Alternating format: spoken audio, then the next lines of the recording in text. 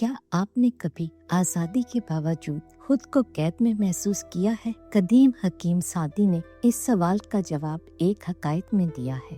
گہما گہمی سے بھرپور شہر دمشق میں ایک وقت ایسا آیا کہ سعدی اپنے دوستوں کی رفاقت سے اکتا گئے۔ ان کے مستقل تقاضے اور معمولی جھگڑے سعدی کی اعصاب پر سوار تھے۔ تنہائی کے شوق میں سعدی نے شہر کو خیر بات کہا اور وسیع صحرا کا رخ کیا۔ دن رات میں ڈھلتے رہے اور سعدی جنگلی مخلوقات کی سنگت میں سکون پانے لگے۔ انسانی رشتوں کی الجھنیں معدوم ہو گئیں اور ان کی جگہ بقا کے سیدھے سادے اصول آ گئے۔ پھر ایک منحوس دن یورپ کے چند سپاہیوں نے سعدی کو جا لیا۔ انہوں نے ایک پرسکون متلاشی کو نہیں بلکہ ایک قیدی کو دیکھا جسے وہ قبضے میں لے لینا چاہتے تھے۔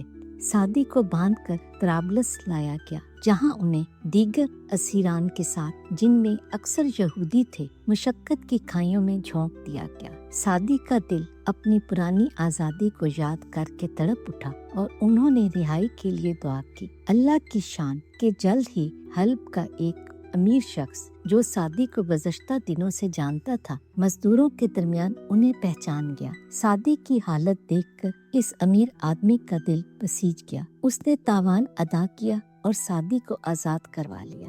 بے پناہ شکر گزاری کے احساس سے مغلوب ہو کر سعدی اس امیر شخص کے ساتھ حلب واپس آ گئے۔ اس شخص نے ماضی میں سعدی کی جانب سے ملنے والی کسی نیکی کا بدلہ اتارنے کے لیے اپنی بیٹی کا رشتہ سعدی کو پیش کیا۔ سعدی نے اسے خدا کی طرف سے نصرت کا اشارہ جانا اور اس پر رضامندی ظاہر کر دی۔ کچھ عرصے تک سعدی کی زندگی خوشحالی سے گزری۔ انہیں نئے گھر کی آسائشیں اور بیوی کی رفاقت میسر تھی، مگر چند مہینوں بعد ان کے رشتے میں تاریکی در آنے لگی۔ بیوی اپنے گھمنڈ اور تکبر کے باعث اکثر سعدی کو نیچا دکھانے کی کوشش کرتی۔ وہ انہیں یاد دہانی کراتی کہ سعدی کو قید سے چھڑوایا گیا تھا، گویا ان کی تمام تر ہستی اس کے باپ کی سخاوت کے مرہون منت تھی۔ ایک روز اس کے طنزیہ جملے نے سعدی کو اندر تک زخمی کر دیا۔ وہ تمسخر سے بولی، تم وہی آدمی ہو نا جسے میرے باپ نے صرف 10 دینار میں خریدا تھا۔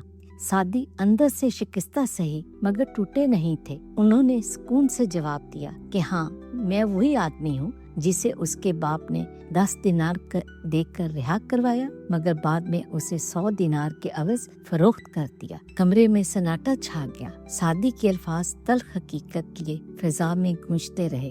بیوی کو اپنی سختی کا احساس ہوا اور اسے شرمندگی نے گھیر لیا۔ سعدی نے اگرچہ دل میں ایک ٹھیس محسوس کی لیکن ایک طرح کی آزادی بھی محسوس کی۔ انہیں سمجھ آ گیا کہ حقیقی مہربانی کبھی سودے بازی کے طور پر نہیں کی جاتی اور عزت ایک بار کھو جائے تو واپس پانا مشکل ہو جاتا ہے۔ سعدی کی یہ حقائق صدیوں سے ہمارے کانوں میں گونجتی آ رہی ہے۔ مشکل حالات میں بھی انسان کی روح اس کی اپنی ملکیت رہتی ہے۔ نیکی ہمیشہ بے لوث ہونی چاہیے، اسے کوئی بیع اور شرائط کا نام نہ دیا جائے، اور شکر گزاری یقیناً اہم ہے لیکن یہ انسان کی عزت نفس کی قیمت پر نہیں ہونی چاہیے۔ حقیقی آزادی جکڑی ہوئی زنجیروں کے ٹوٹ جانے میں نہیں بلکہ نہ جھکنے والے حوصلوں میں پوشیدہ ہے۔